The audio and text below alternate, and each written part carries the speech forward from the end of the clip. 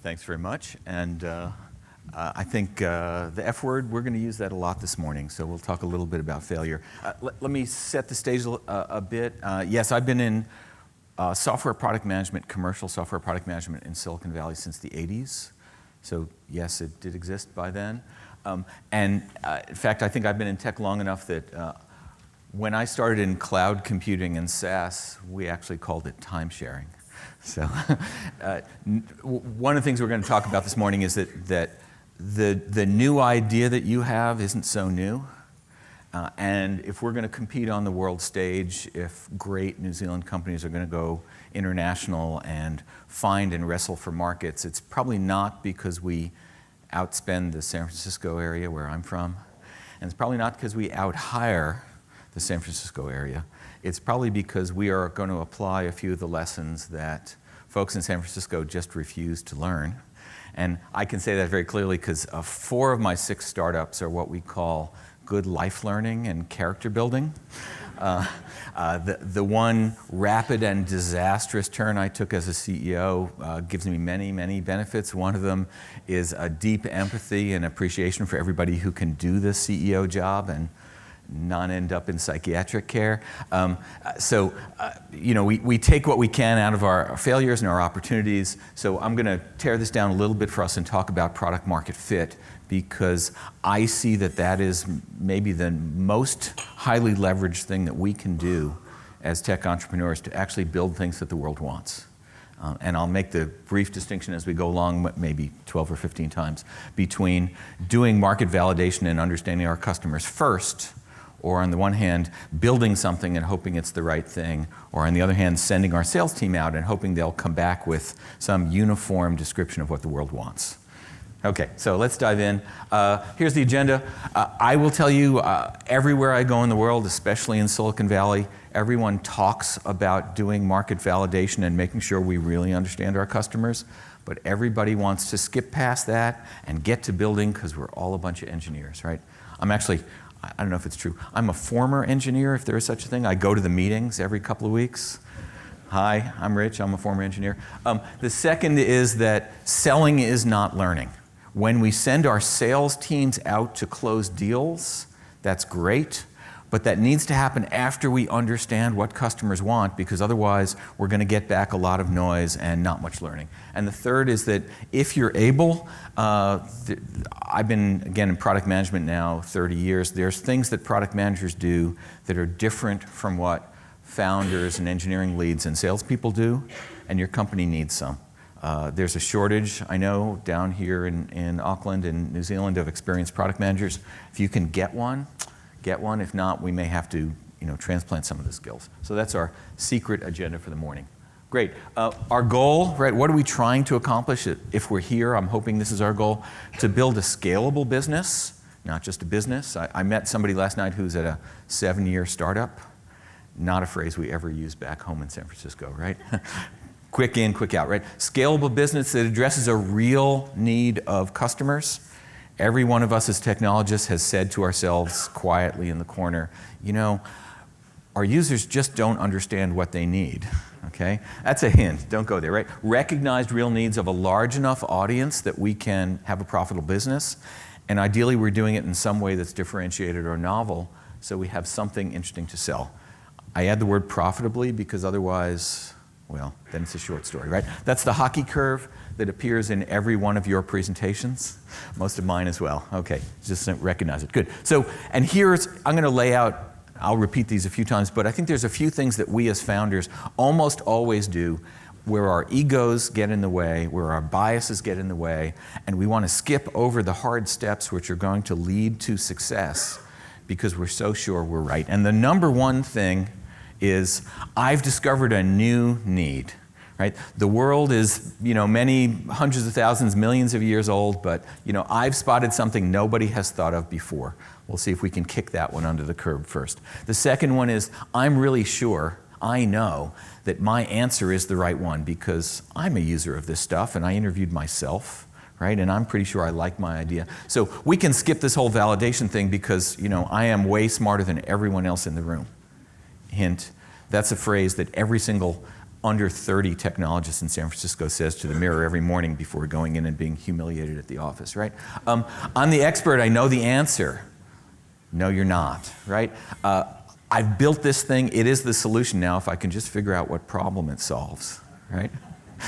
And then the last one, and we'll come back to it a few times, is I endlessly talk with my coaching clients and other folks about the difference between selling and listening. All the books say you got to go out and talk to customers, and most of us interpret that to mean sitting someone in the chair and lecturing them about why our stuff is good, right? It's not learning, it might be selling, hard to tell, right? But before we sell, before we tell, we actually have to figure out what's true in the world, what our customers might really want, what the fit is, what the need is, the words they use, and we can't do that by selling. So we'll unpack that a little bit. There's our Post-it notes. By the way, I don't know if everybody knows, but Agile was impossible until the invention of Post-it notes. Good. Okay, let's go on. So back to brand new ideas, and I'm a Xero customer for anybody from Xero, and I love the product, right? Not a new idea, but they did a really good job. So let's look at a few brand new ideas that you guys have had that nobody's had before, right? So the first one, right, business accounting. Anybody give me a year for when business accounting was first systematized? Yeah, a long time ago. I checked, I think it was probably in Samaria around 7500 BC, right? Not a new idea. In fact, if you look on Wikipedia, you can find a picture of a 4,000-year-old, actually this is 4000 BC. It's actually an accounting token for some folks who traded grain for cattle. I'm not exactly sure. The math was complicated for me, and I'm not much of a mathematician, right? Not a new idea. If you're looking at business accounting, you better have an explanation for why your solution is better than all the other ones that have been around for the last 10,000 years, okay? Mobile computing, anybody know when the first specs were written for the first tablet computer? Trick question, okay? In 1968, Alan Kay at Xerox PARC wrote the specs for a thing called the Dynabook. Now, it couldn't be built yet because almost all the technology didn't yet exist, but there have been companies in Silicon Valley spending hundreds of millions, $500 million at a time for 30 years before we saw the iPad, okay? Wasn't new, put together a lot of things, was brilliantly designed, was beautiful, hit the technology at the right moment, but the first touchscreen, 1989, right? The first MP3 player, 1998, not new. So if you think you have something absolutely the world hasn't seen, Silicon Valley has created it and buried it 7 or 8 times already, and we still haven't figured it out. Real-time multiplayer online games. Anybody play online multiplayer games? First year? Anybody? No, okay. 1985, there was I got to work with these guys at Yahoo years later, but a game called Habitat, right? 8-bit graphics, 300 baud modems, but not a new thing, right? So Zynga, Farmville happened later. Online grocery delivery, anybody know? First one? First big one? Okay, there was a company called Webvan, founded in Silicon Valley in 1996. Here's a bit of a failure story to share. So the dumb people lost money because they bought Webvan shares at $12. The smart people lost money because they bought Webvan shares at $6. The really, really smart people like me lost money because we bought Webvan shares at $3. And in 2001, when it all came crashing down and the tech markets froze to a halt, and Webvan had spent something like $2.5 billion building out a grocery network in the San Francisco area, and then closed their doors and let us know that we had lost all our share money, they were a little early and there were some glitches, right? But it wasn't Amazon at first. Point I'm making is we should be very suspicious of our intuition that tells us the thing we have found is so new that nobody has tried it before. Instead, let's do a little bit of homework and uncover the 40 or 50 startups that broke their pick on that idea and maybe figure out what went wrong and what we can learn from those folks, right? Use somebody else's capital to get smart. Okay, next up. I know there's a challenge of funding here. I'm going to tell you we cannot outspend the San Francisco area venture capital game, right? So I did a little homework.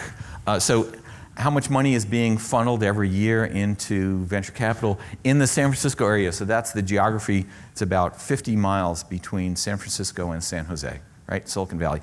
Last year, best count was $37 billion in official venture money. There's probably another $5 billion in angel money and stuff that didn't show up. So an awful lot of money. The rest of the US, pretty close. Okay, so we're not quite outspending that. Europe, guessing about 17 million euro across all of Europe. Who am I forgetting? Oh yeah, right. So did a little lookup. I think, you know, we had about $1 billion New Zealand dollars invested last year here, right? Okay, good. I guess the commissions I got on that were, never mind. But what's important here is if our strategy is that we're going to outspend the folks who pay $3,700 a month for a one-bedroom apartment in San Francisco, it's probably not the best thing. We want to be smarter. We want to learn our lessons. We want to take the learning of others and apply them to doing the right thing, because clearly we're a little outgunned here. Okay, so the last part of the watch out for your own ego bias problem is many of us are experts in the area that we've built our app. Right, so I met somebody last night who built an app that's for managing sports clubs, right? Very cool, and who clearly came up through the sports club system and knows a lot. The challenge we have when we are the experts in our own area is we stop talking to the folks who are going to buy it because our judgment, I don't know if I can use this verb, our judgment trumps our customers' judgment. I love my country, whatever. I know they're listening. Right? So when we are the experts, we put ourselves in this place where we distrust or stop asking our customers what they need and what they want, and we hope everybody's just like us, or we imagine everybody's just like us. So, you know, generally, if you're an expert, you've only been that expert in a single place or a single company or a single process view, right? And you have generalized from some very narrow slice of the world. I do a lot of work with healthcare software companies up in the States, and there's a lot of problems to solve there. And every one of them comes out of some hospital system that had a very weird, strange, unique stack of old, bad, archaeologically stacked systems. And they each believe that they understand how all hospitals work. And the smart ones have told me, when you've seen one American hospital, you've seen one American hospital. And they're all different. But the experts who come out of those systems believe that they have a general solution and they build something that doesn't work, right? And so it's easy to ignore what other people tell you because they're just not smart enough, right? And having been down this road a couple of times before, I can tell you that the market segmentation of only selling to really smart people, not a great market strategy, okay? Because we imagine that we're the customers, but we are much more technically sophisticated. We know stuff. We assume away all the problems. Years and years ago, I was at Sybase, back in the early days of the database wars, and one of my developers brought me a tool. And I said, well, where's the user interface? And he said, well, there's this box at the bottom. I said, well, how does it work? He said, well, all you have to do is type in any valid SQL statement. It's like, well, that's great, but I think many of our customers might want more help than that, right? He was building for himself rather than for his audience. So as experts, we want to be really sensitive, aware of the fact that we bring our expertise as a bias forward, and it causes us not to listen very well. Okay, let's keep going. So here's my one of the couple of takeaways. Anybody who's seen any of my presentations has seen this before, but I believe, and I think it's true, that the success or failure of your company is mostly set in place before you start to write any code. Okay? If we think that our goal is to jump ahead and build a bunch of very expensive software and ship it out to people and see if they like it, we're missing all the opportunities of all the learning and all of the leverage and low-cost work of really interviewing and analyzing what's going on in our market before we set our engineers loose for a very expensive adventure. Okay, let's keep going. All right, so what do we mean by validation? And then we'll pack it a little bit, right? That was me at my last startup, right? We're on the F word here. What do we mean by validation and what are we looking for? The first thing, of course, we're going to have to define is who's it for? And anyone who says, well, my software is for all people, right? I'm targeting millennials between 18 and 60, right? Isn't thinking about their audience. So it's for, again, back to last night, it might be for volunteer managers of a university and high school club sports, okay? Now we might know who it's for, right? We want to know what they say their problem is. We'll unpack this in a minute. So I don't get to tell my customers and prospects what their problem is. I can only reflect back to them what they have told me their problem is in their own words, because then it rings true. When I repeat back to all the other folks I want to have buy my product, the words that real customers use to describe their real problems, it resonates, it's real, they're excited, they're hooked, right? So I have to have the words that I didn't create, but the words I harvested, right? Ideally, they're going to pay for it. Some of you may be in the not-for-profit segment. Some of my companies have been in the not-for-profit segment, but not on purpose, right? If we're building something people won't pay for, maybe we shouldn't build it, right? And it's got to deliver better results than the thing they're doing today. Remember, it's not a new problem. Right? Whatever it is, it's not a new problem, and they're solving it somehow today. So we don't only have to solve the problem, we have to solve it better than the Post-it note on the refrigerator or the spreadsheet or the phone call or whatever they're doing instead, right? And then last, we have to understand how it's going to apply. If it's in a US hospital, there's this whole mess of electronic record systems, and you better understand them, right? If we're in club sports, you need to know how parents and volunteers work with those teams, or you're out of context. Good. This would seem obvious. Again, I would say that everyone in this room is going to tell me that they've either done this or they're about to do this. But in the other places I go, when I do some interrogation, I find that we skipped over most of these steps and we trusted our own judgment and we didn't really talk to customers. Okay, so Alex Osterwalder, for a while I had actually the pleasure of coaching his product team, which is very cool. He reminds us, and a lot of people remind us, that customers are experts about the problems they have, but they're almost always wrong when they describe the solutions to us. This is really important. We need to find the problems they have, but our customers or users don't understand our systems as well as we do. They're jumping to conclusions just the way we do. They want to talk about solutions and to be smart, and they're giving us requirements, recommendations, do X.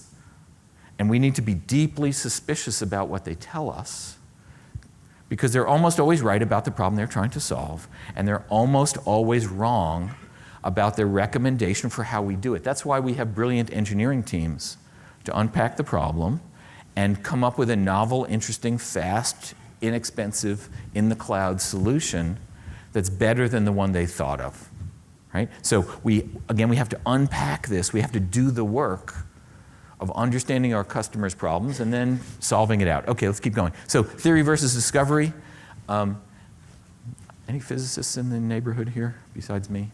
Okay. The physicists tell me that in theory and practice are the same. In practice, they're not so much, okay?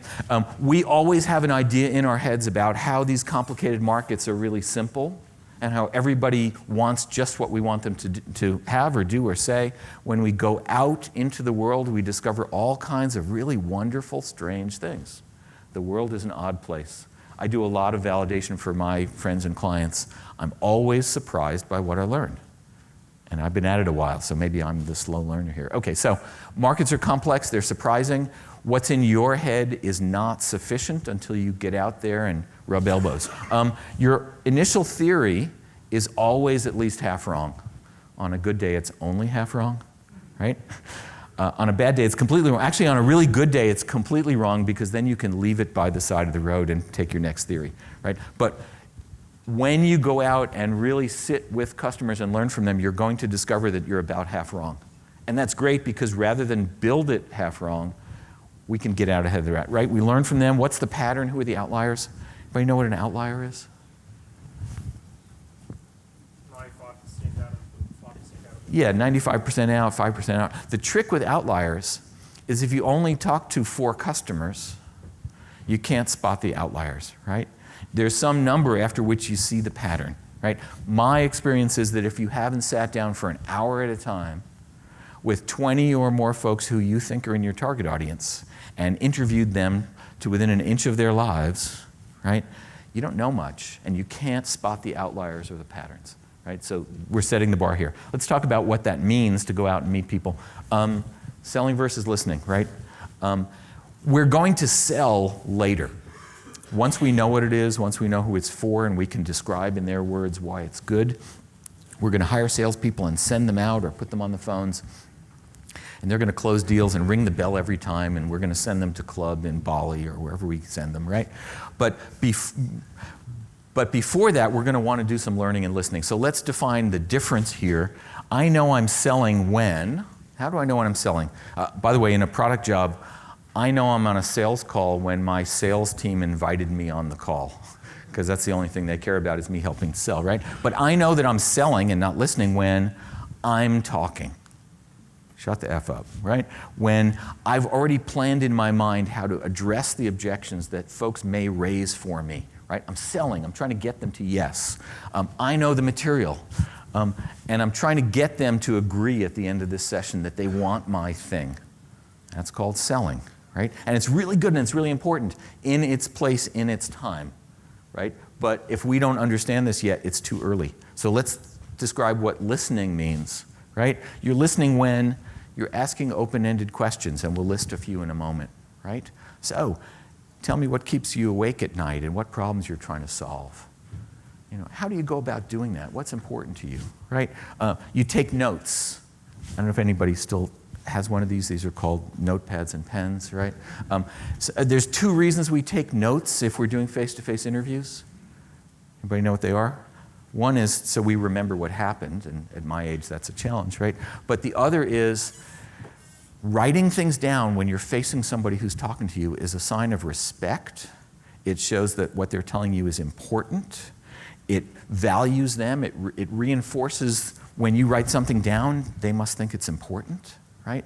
When I'm sitting and interviewing somebody and I'm writing things down and I'm trying to be quiet, writing is really important, even if, in my case, I can't actually read my handwriting anymore, but I do it anyway. I take lots of notes because it shows the person I'm with that they are valued and their time is worth it, right? And I hope to learn something, right? Especially I hope to hear no, and I hope to hear no now, either because it's a bad idea, we're going to move on, or because I can learn what the objections and concerns are before I build my product. So later on, we can get them to say yes, right? This is time sequenced. I should be doing 20 or 30 or 40 of these interviews before I start spending Callaghan's and NZTE's expensive money on engineers so that we know what we should be building, right? Good, let's keep going. So last thing, anybody not have this book? Okay, for me, this is the most important, most informed, most useful book of the last 50 years. So Daniel Kahneman, one of the people who invented behavioral economics, although he's not an economist by trade, and it's all about how we believe we are rational thinkers. Okay? And it's a whole book full of all the biases that we bring to our mental point of view that we then convince ourselves we're being rational and honest. So I'm going to pick a few of those, all of which apply to us when we are interviewing our customers and why we don't hear them. And so we want to be aware. The first one, of course, is the confirmation bias. It's a really good idea. I'm smart. We have venture money. I've got to get these folks to say yes, or if they say no, I'm going to somehow remember them having said yes. And I'm pushing them to the right answer. I'm misremembering. We all do this. I do this. Taking notes in real time is a good way to stay honest. Right? But it's a really good idea. I'm committed to it. Let's figure out how to get you to agree. Availability bias. So we always remember the most recent interview or call or customer situation bigger and better than all the ones before. If we don't keep score and take good notes, we will always think that the last call we got represents the world. Not so much. Natural human behavior, we all do it, but we want to protect ourselves by keeping good notes and keeping good score. Authority bias, right?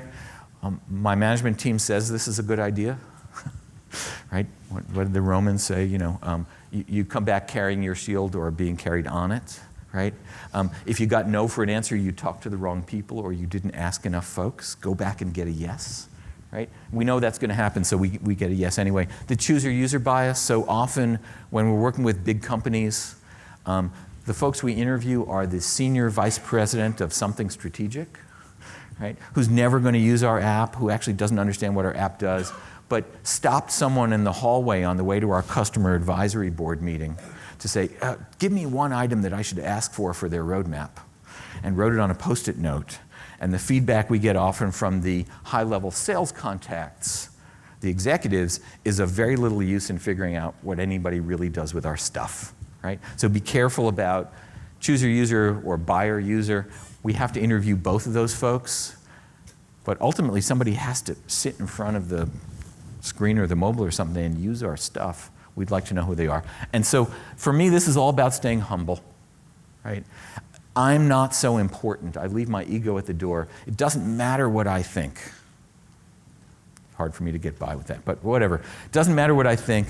I need to understand my biases. I need to really listen so I can learn what my customers want. And then we've now taken a 4x or a 5x improvement in your company's chances of survival, right? We heard that 90-odd% of startups fail. In San Francisco, as best we can tell, at any one moment, there's 4,000 or 5,000 startups, many of which are decently funded. So that's more startups in my city than there are tech companies in all of New Zealand, right?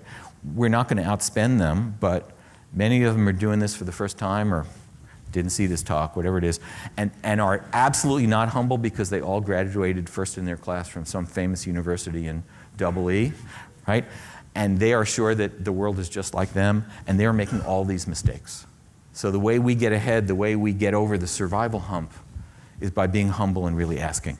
Okay, last thing, I think we're going to take this apart. Here's my little picture of how do we do this?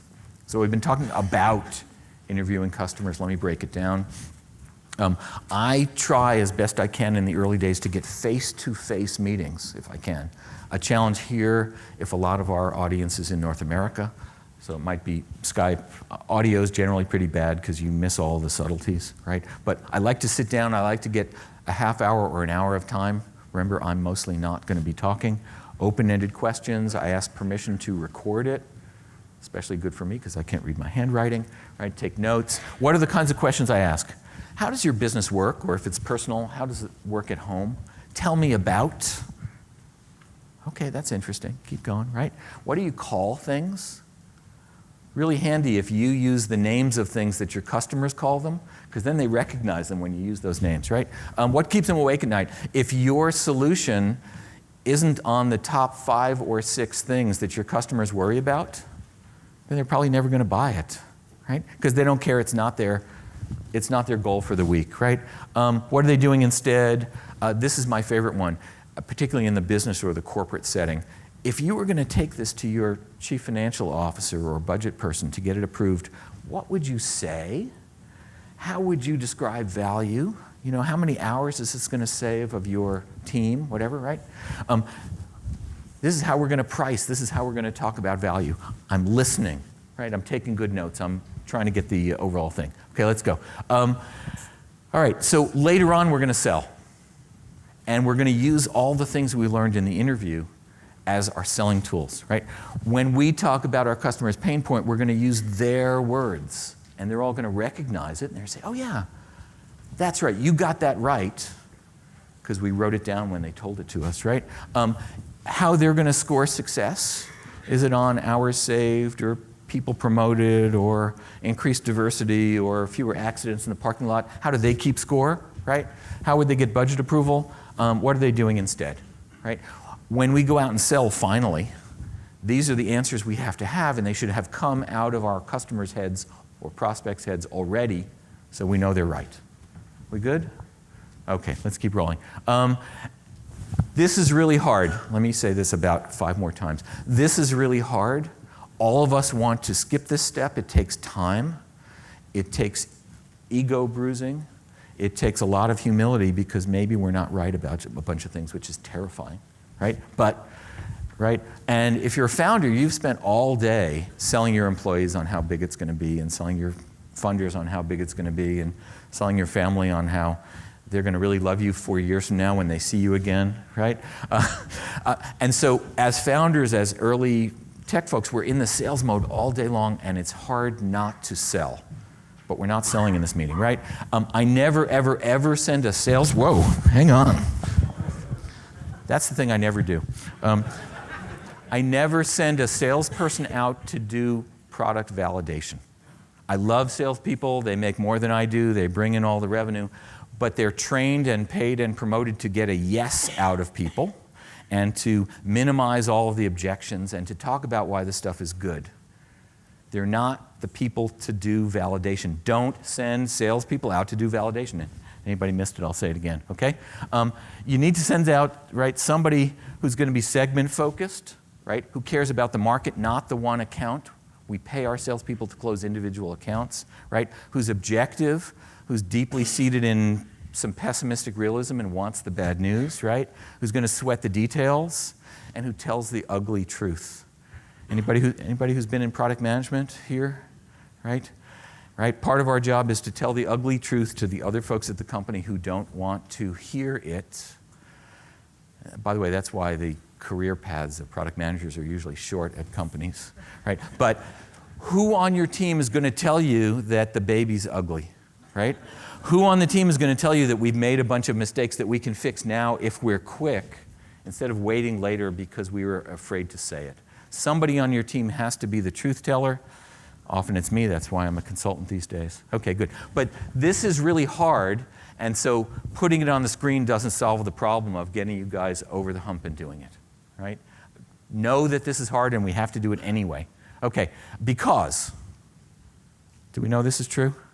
There's nothing more wasteful than brilliantly building a product that nobody buys, right? That's a really, really lonely, lonely, lonely place to be. I've spent a couple of years there. I can't recommend it. And it's not an engineering problem. It's a product validation problem. Right? If we're building the wrong thing, our engineers are not to blame. There's our trash can for it. Okay, anybody watch this show? Okay, right? At your startup, somebody's going to play product manager because you don't have one. All right. I don't know who it is around the table, but it depends on the episode, right? Why do we need product managers? We need somebody, again, somebody who isn't caught up in the selling and isn't caught up in the storytelling to our investors, and sometimes true storytelling, right? Who thinks about market fit and the whole market and the whole value instead of the one deal. Well, you know, we talk to ANZ Bank, and if we just add teleportation to the system, they'll buy it. Okay, right? Scalable revenue is about growing the curve. It's not about the one deal. Who on your team is the person who's thinking about the big picture and the overall revenue instead of the one hot lead they got, right? And who's going to have long-term relationships with customers, because in the SaaS business, it's all about renewals. So who is truthfully telling customers what's going on so they trust and respect you, right? Sometimes we call that person a product manager. Often you don't have one, but somebody has to play one. If you're going to recruit your product manager, because I do a lot of this, you are best served to get somebody who has actually been a product manager. This would sound silly. If you were hiring a chief financial officer, one of the questions you'd ask is, have you ever run financials, right? If you're hiring a head of sales, one of the questions you might ask is, have you sold anything and understand what quota is, right? But everywhere in the world I go, I find people who are hiring product managers who've never done product management and don't know what it is, right? That's a challenge, because in your startup, nobody else knows what it is either, and there's not much mentoring, right? So, and I know they're short here, you may have to grow your own, but if you can find somebody who's done the job before and is foolish enough to want to do it again, snatch them up, right? Because they're going to be great. The things we want to not substitute for here, the non-substitutable items, a subject matter expert is really handy.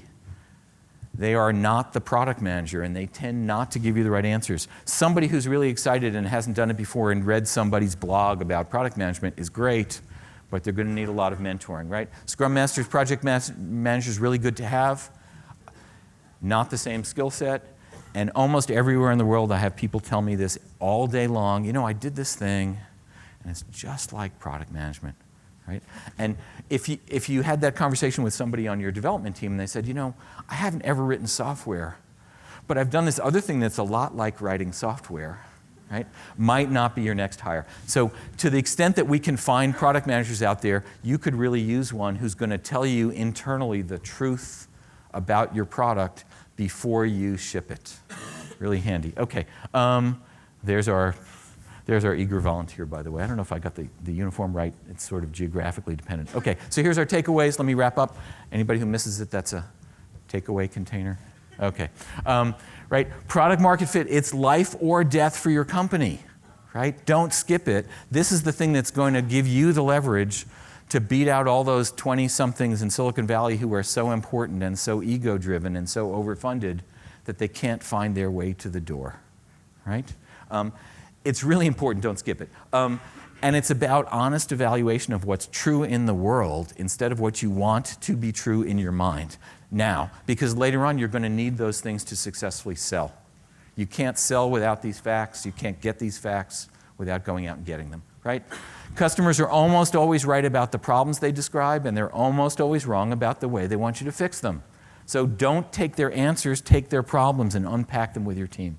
And then last, as a product manager, I spend my whole life trying to balance founder enthusiasm with facts in the world, right? And they're both really important and required, but we can't get by without the facts. So it's great if you have someone on your team with the doors closed and the prospects not in the room who tells you the truth. And maybe it's you and maybe it's your product manager. Good. I think I've beaten this one to the ground. So here's me. That's where to find me in San Francisco. The quick answer to the quiz question is, yes, my name is shared by 26 million or so folks in the former Soviet Union, but if you buy your domain name in 1993 when they're not on the net yet, you can keep it. There's a blog, there's 17 years of posts you're welcome to take. It's all there for the keeps, and I will share the slides for anybody who didn't get it.